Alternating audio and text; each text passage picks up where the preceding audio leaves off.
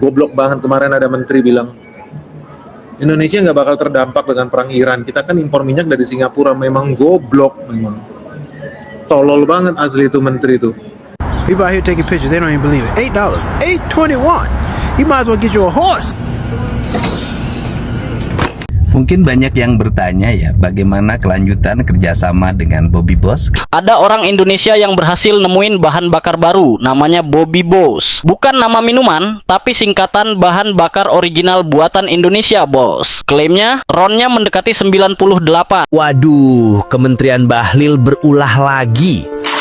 Betapa tidak dihargainya sebuah penemuan di negeri ini. Karena kami ingin taat aturan. Nah maka pada saat launching kami merespon ada 5 negara yang menghubungi kami, ya. Ada negara yang menghubungi kami untuk bekerja sama. Atas pertimbangan tim manajemen dan pemegang saham, kami merespon dulu. Siapa? Timur Leste. Anak muda Indonesia ya para sahabat yang menemukan BBM yang RON 98 bukan berkhianat, bukan berkhianat kepada negara, malah dikembangkan di Timur Leste, melainkan ditolak di Indonesia sendiri. Assalamualaikum warahmatullahi wabarakatuh. Jumpa lagi para sahabat dan teman-teman dengan Mas Farhan. Gimana kabar-kabarnya? Semoga kalian semuanya sehat-sehat saja. Yang baru bergabung di videonya Mas Farhan, terima kasih banyak-banyak yang sudah setia menonton di channel ini.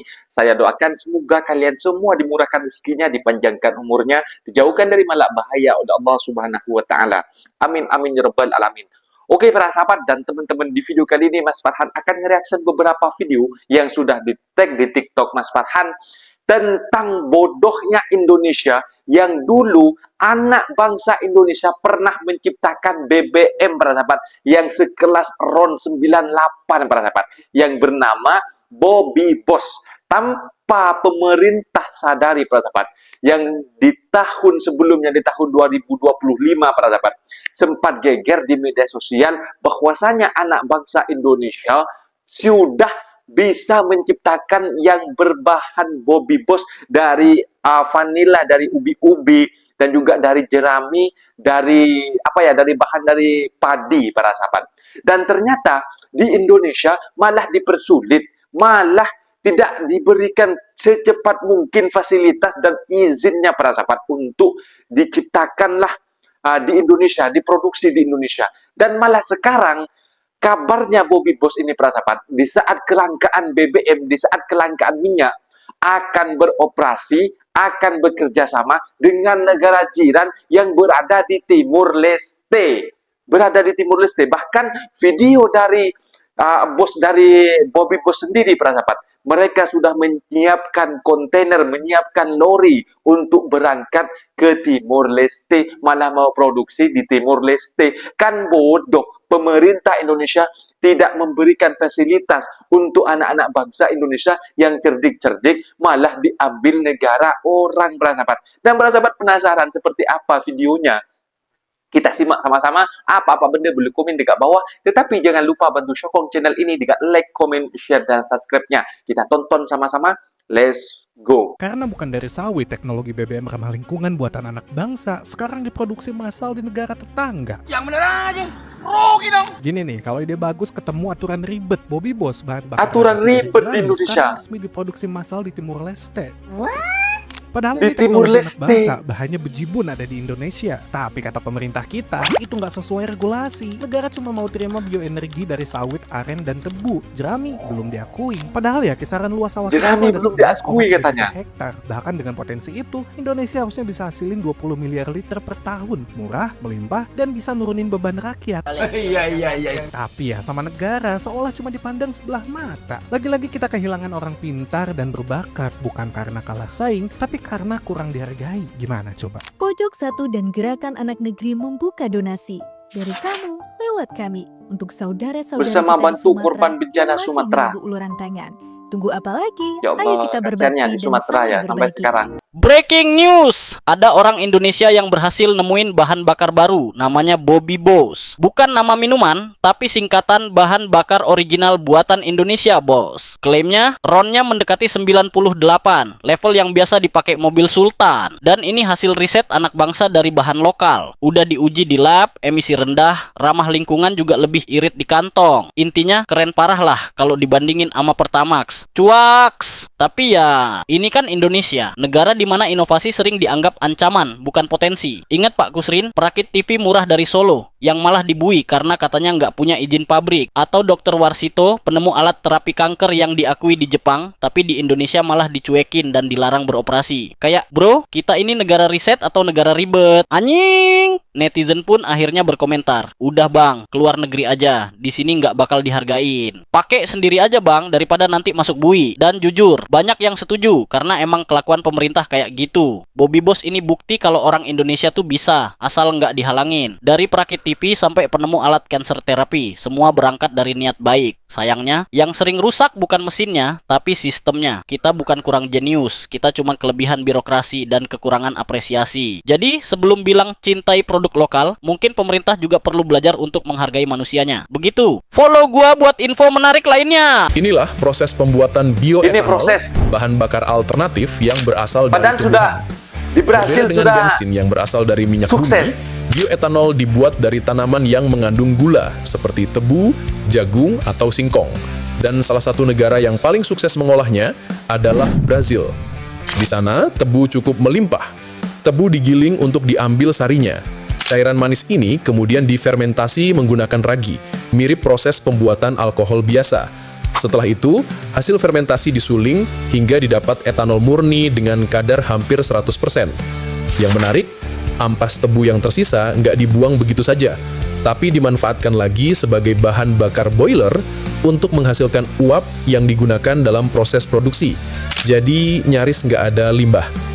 Brasil bahkan sudah menggunakan etanol murni atau E100 sebagai bahan bakar kendaraan.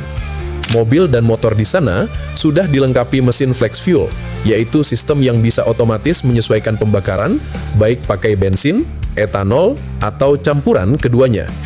Kelebihan etanol selain ramah lingkungan karena emisi CO2-nya lebih rendah, juga bisa diperbaharui karena berasal dari tumbuhan. Tapi kekurangannya, konsumsi bahan bakar jadi lebih boros, karena energi yang dihasilkan etanol lebih rendah dibanding dengan bensin.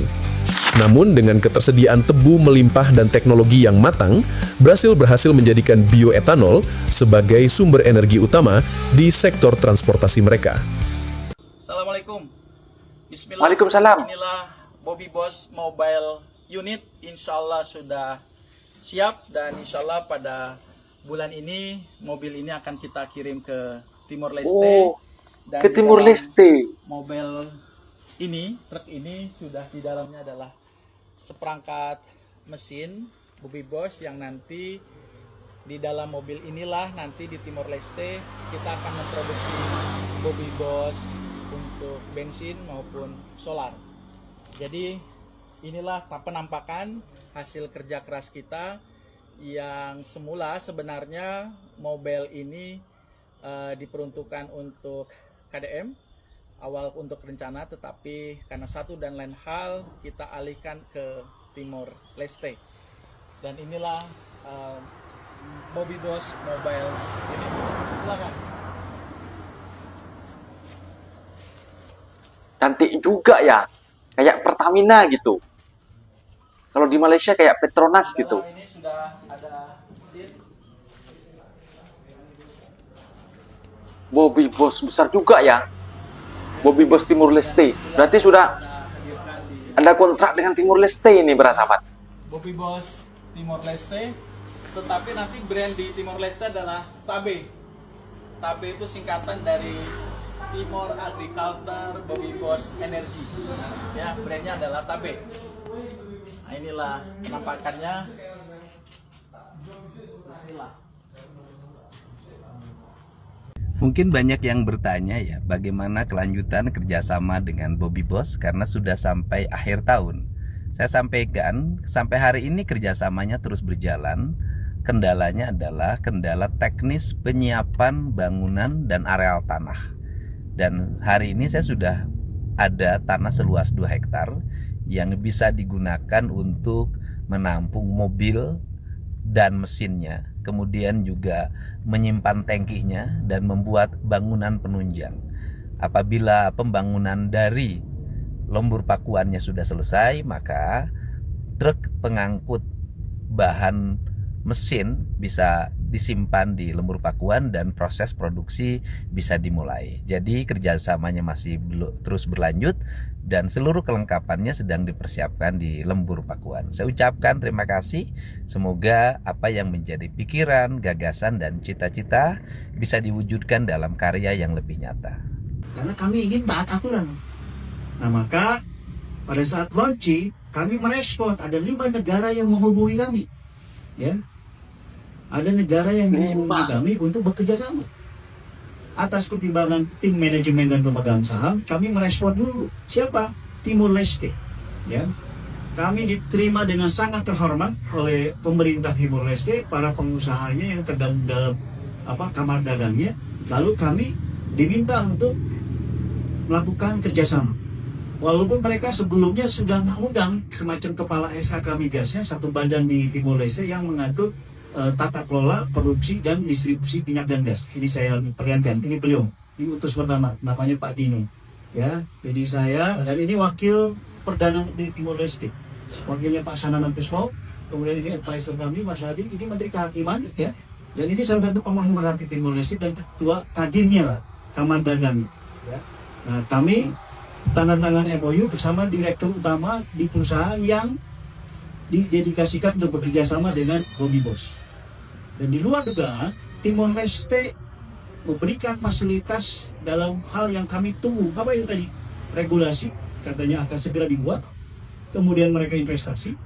Kami bayarkan yang baru datang pertama kali ke Timor Leste. Setelah tanda tangan, Perdana Menteri minta bahwa Bobby Boss sebelum pulang harus tanda tangan perjanjian kerjasama, bukan hanya MOU. Dan besoknya kami langsung dikola untuk perjanjian kerjasama. Apa yang disiapkan oleh Timor Leste? Lahan 25.000 hektar, ya. Pabrik yang sudah jadi, area gudang yang sudah jadi, ya. Totalnya 3 hektaran. Kami diminta untuk segera berproduksi dan pemerintah Timor Leste akan menjanjikan untuk pada saat launching produksi pertama akan dilaksanakan oleh Perdana Menteri Pak Sanana Gusmo dan dihadiri oleh Presiden Timor Leste Pak Ramosono. Ya. Nah, ini kan luar biasa.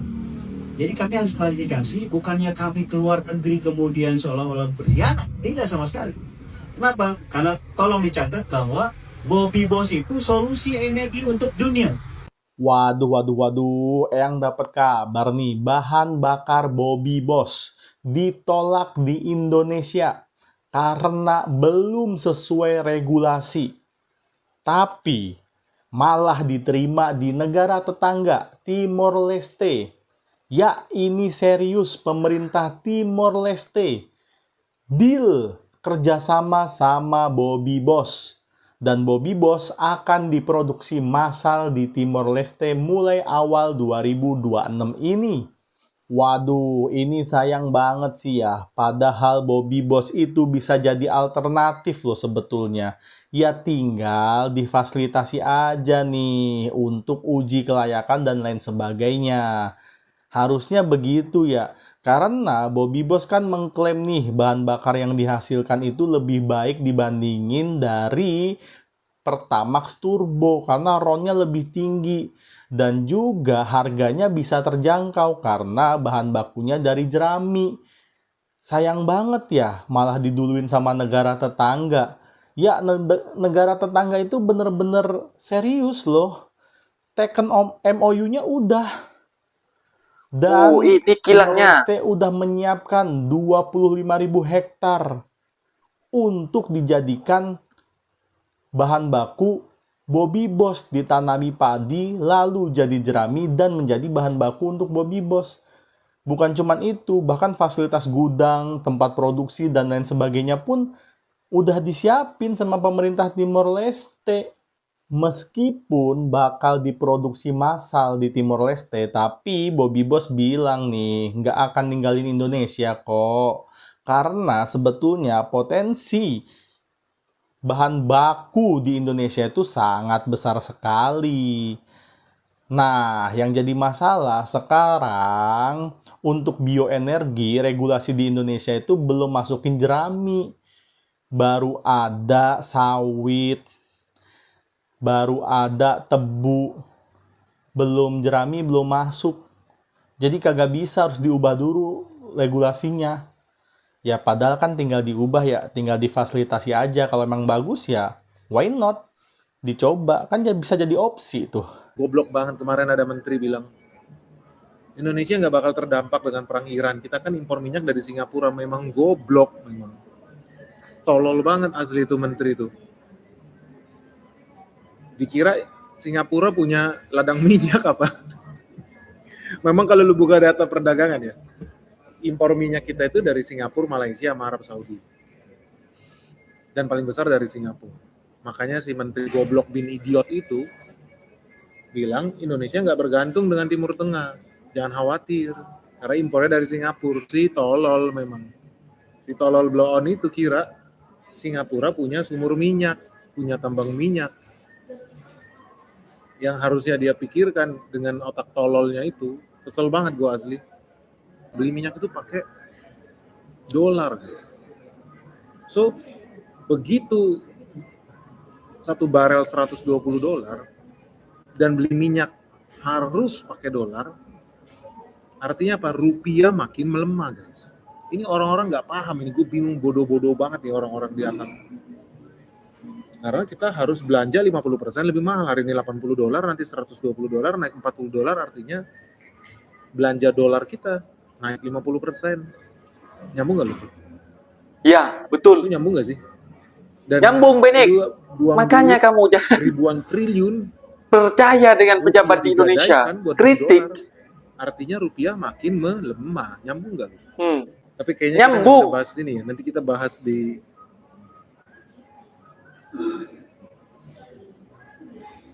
YouTube membership Benix saja ya guys, supaya dunia tetap stabil. Dia harusnya buka datanya Singapura. Singapura minyaknya dari mana? Bukan ngebor sendiri guys. Kalau nggak dia udah kaya raya. Kalau nggak orang di Batam udah kaya raya. Singapura minyaknya impor dari Arab lah. Yang logika aja lah. Si bodoh banget asli. Nah, itu dia para sahabat dan teman-teman, video yang sudah kita simak ditolak di Indonesia, tidak difasilitasi di Indonesia sebelumnya terjadinya konflik di Timur Tengah antara Iran dan juga Amerika Serikat dan juga Israel, para sahabat. Ini merupakan Indonesia, para sahabat. Memang pejabatnya semacam itu, para sahabat. Kenapa banyak penemuan orang pandai-pandai, orang pinter-pinter yang ada di Indonesia malah memilih ke luar negara untuk untuk mengembangkan ide tersebut, untuk mengembangkan idea tersebut macam itu, penemuan tersebut. Karena di Indonesia tidak dihargai, bahkan secara terang-terangan ditolak macam itu. Bukan mereka pergi ke luar negara untuk mengembangkan ide mereka, penemuan mereka, bukan mereka berkhianat, bukan mereka seolah-olah tidak NKRI kepada Indonesia, melainkan pemerintahnya tidak peka, tidak ada otak macam itu.